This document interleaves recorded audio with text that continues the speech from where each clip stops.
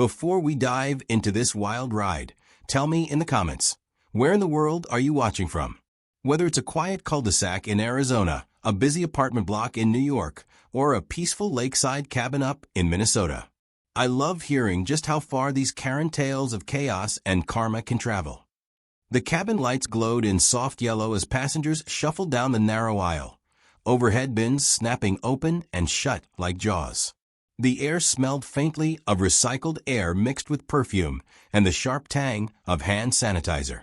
I had just settled into my seat, sliding my laptop bag under the chair in front of me, when Brooklyn leaned back with a relieved sigh.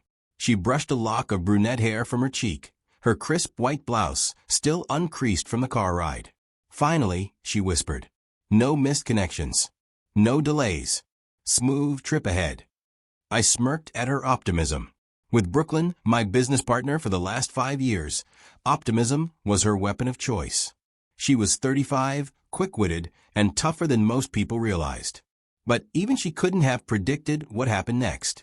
A sharp voice split through the boarding chatter. Excuse me, what's going on here?" Heads turned in unison. At the front of the cabin, blocking the aisle with a wide stance, stood a woman in a blinding orange summer dress, its chest cut scandalously low for travel. She was heavy-set, her short blonde bob glistening under the cabin lights. Her cheeks flushed red with either anger or exertion. She jabbed a finger forward, her acrylic nails catching the light like claws. "That's my seat. Right there." Brooklyn stiffened beside me. She followed the line of that finger, and, sure enough, it was aimed directly at her. "Sorry," Brooklyn asked, voice calm but cautious. The woman stomped down the aisle, her sandals slapping against the carpet. The scent of heavy floral perfume announced her before she reached us. She planted herself in the row, towering over Brooklyn with one hand on her hip. "You're in my seat. First class window. I paid for it. Move." Passengers nearby froze mid-motion, like actors caught between scenes. A man 2 rows up adjusted his glasses, pretending not to stare, but clearly listening. The flight attendant in red, a young woman with neatly tied hair, glanced up from helping someone with their bag. Brooklyn gave a polite smile, pulling her ticket from the seat pocket. "I think there must be a mistake. I booked this flight weeks ago. Look, seat 2A. It's printed right here." She held the ticket out, calm as ever. But the blonde woman, Amanda, though we didn't yet know her name, didn't even glance at it. She scoffed, loud enough to ripple across the cabin. "That's a fake. People do this all the time, print stuff off the internet. I bought 2A. That's my window seat." I shifted in my chair, feeling her shadow falling over both of us. "Ma'am." Her boarding pass was scanned at the gate. The system wouldn't let her through if it wasn't real. Amanda swung her glare to me, like I'd just insulted her personally. "Don't you start with me. I know how airlines scam customers. They probably double-booked, and you two are trying to steal my upgrade." Brooklyn let out a quiet laugh, incredulous. "Steal? I paid for this with my company card. There's nothing to steal." Amanda leaned in closer, her perfume suffocating now. "Listen, sweetheart, I'm not spending 5 hours cramped in economy. I'm a mother. I need the extra room." "You're traveling alone," I pointed out before I could stop myself. That did it. Her face twisted, her voice pitching high. "How dare you? My kids are at home. Do you expect me to suffer just because I'm not dragging them along? What kind of monster are you?" The cabin grew even quieter. Someone coughed, others whispered. A man behind us muttered, "Here we go," and I saw him discreetly lift his phone. Brooklyn's patience was thinning, but her voice remained steady. "I'm sorry, but this is my seat. I'm not moving." Amanda slammed her palm onto Brooklyn's armrest, rattling it. "You will move. Right now. I deserve that seat more than you. What are you even doing here? Some businesswoman trying to play fancy?" Brooklyn's jaw clenched, but she didn't answer. I could feel the tension radiating from her, the embarrassment of being attacked in front of strangers. My own pulse kicked up, but I forced myself to keep my tone even. "Enough," I said. "Take your assigned seat. You're holding up the entire boarding process." Amanda snapped her head toward the back of the plane. Flight attendant. Over here. The red uniformed attendant hurried over, putting on her best professional smile. What seems to be the issue? This, Amanda said, throwing both hands toward us. These two hijacked my seat. I paid for first class, and now I'm being shoved into economy. I want her removed immediately. Gasps rippled down the aisle. The attendant frowned, crouching slightly to look at Brooklyn's boarding pass. She scanned it carefully, then checked Amanda's phone when it was shoved into her face. The attendant's brow furrowed. "Ma'am, your ticket says seat 32D, she said gently. That's in economy. This seat belongs to. Amanda cut her off with a shriek. No, that's wrong. The system made a mistake. I should be here. Do you know how much I paid for this flight? Ma'am, please lower your voice, the attendant said firmly. We need to keep the boarding moving. Amanda ignored her. She turned in the aisle, addressing the passengers like she was on stage. You all see this, right? They're stealing from me. This is discrimination. They think I don't belong up here. Do you know how stressful my life is? I need this seat. Murmurs rose among the passengers. Some shook their heads, others rolled their eyes. The man with the phone was definitely recording now. Brooklyn's face burned red, but she stayed rooted, refusing to give Amanda the satisfaction of fear. The attendant tried again. Ma'am, if you don't take your assigned seat, we'll have to delay takeoff. Please cooperate. Amanda crossed her arms, digging her heels into the aisle carpet. I'm not moving. Not until justice is done. The plane's hum seemed to falter. I felt the eyes of at least 30 people boring into our row, waiting to see what happened next. Brooklyn's breathing was quick, shallow, but she met my gaze with a small, determined nod. Amanda's voice dropped into a growl. You think you can sit there all smug, sipping champagne? No, not while I'm shoved in the back, like an animal. Either she moves, or none of us are going anywhere. And with that, she planted herself squarely in the aisle, arms folded, immovable. The line of boarding passengers backed up, frustrated murmurs spilling down the cabin. The captain's voice crackled overhead, calm but tense. Ladies and gentlemen, we're experiencing a seating dispute. We appreciate your patience while this matter is resolved. Amanda smirked, victorious, as if she had just won a major battle. She tilted her chin high, basking in her self-made spotlight. But as I looked at her, sweaty, loud, delusional, I knew this wasn't over. She thought she'd cornered us. She thought her noise could win the day. She had no idea she'd just declared war.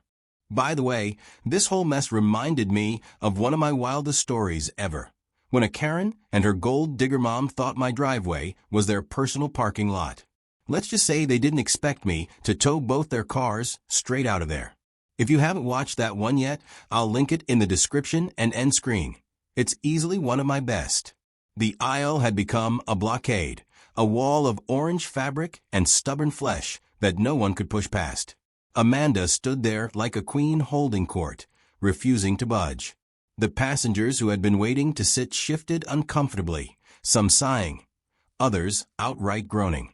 The atmosphere inside the cabin thickened with irritation, the kind that spreads when one person's selfishness holds everyone else hostage.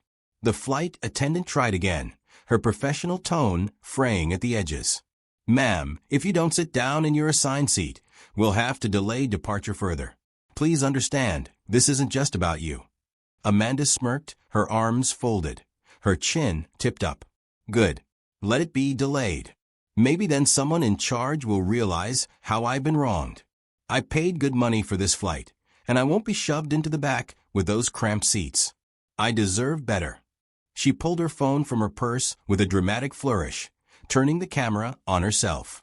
Everyone watching, she announced, voice suddenly bright. This is the discrimination I'm dealing with right now. They're stealing my first-class seat because I don't fit their little corporate mold. Brooklyn leaned toward me, whispering under her breath. Is she live streaming this? The bright glow of the phone screen confirmed it. Amanda angled the camera so it caught both me and Brooklyn in the frame. Look at these two, she sneered. They think their fancy clothes and smug faces make them more deserving than me. But I won't be silenced. I won't be bullied. A ripple of laughter moved through the rows behind her. Someone muttered, "Oh, she's really doing this," and another whispered, "She's gonna regret this."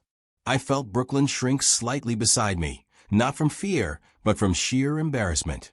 She hated attention, hated being shoved into the spotlight.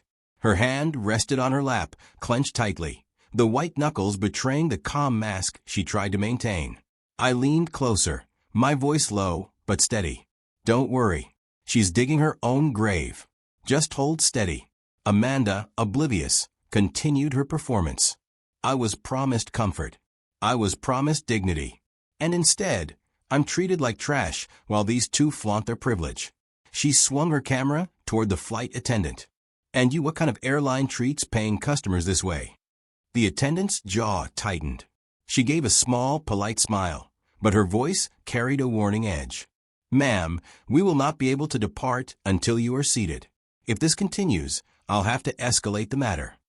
"Escalate, escalate," Amanda mocked, waving her free hand. "Do what you want. I'm not moving." Brooklyn turned to me, her eyes flashing with a mixture of frustration and unease. "She's not going to stop, is she?" "No," I said simply. "But she'll hang herself with her own rope." The delay stretched into minutes, every second sharpening the irritation in the cabin. A father with 2 kids finally called out from the back, "Can you just sit down so we can leave already?" Amanda spun on him. "Oh, so now you want me silenced too?" Typical. People like me never get treated fairly. Always told to sit down, shut up, and accept the scraps. Her voice cracked with false outrage, but the more she spoke, the less convincing she became. The passengers weren't siding with her. They were visibly turning against her. A few were even recording openly, their phones angled like weapons ready to capture her downfall. The second flight attendant, older and sterner, arrived. "Ma'am," he said flatly, "this is your final warning. Take your assigned seat, or we will have to remove you from the aircraft." Amanda planted her feet even harder into the carpet. "Remove me? Huh. I'd love to see you try.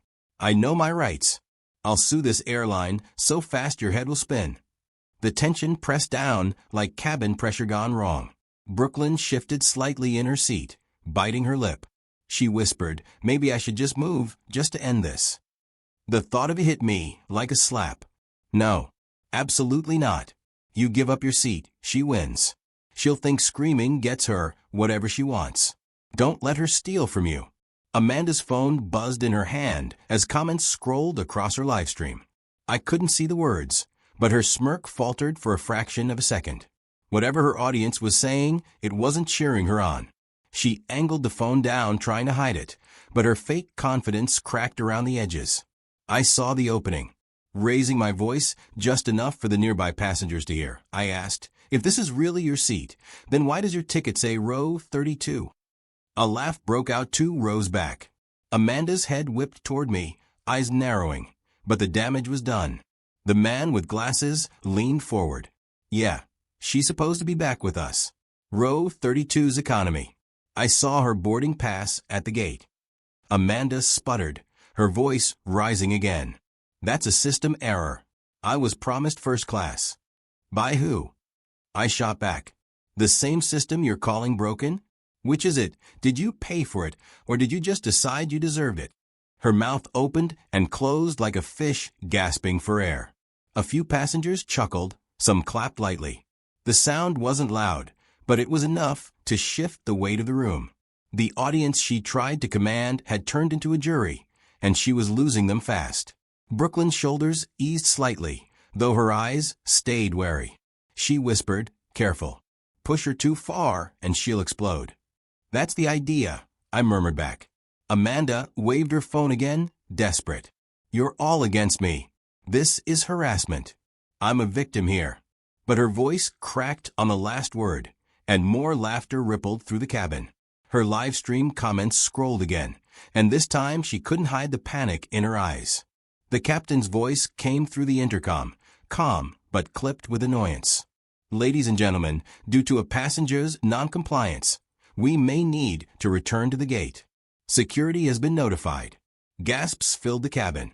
Amanda's smugness faltered completely. She looked around, realizing too late that she was standing on a cliff edge of her own making. She turned back to Brooklyn and me, her face twisted with desperation. Fine.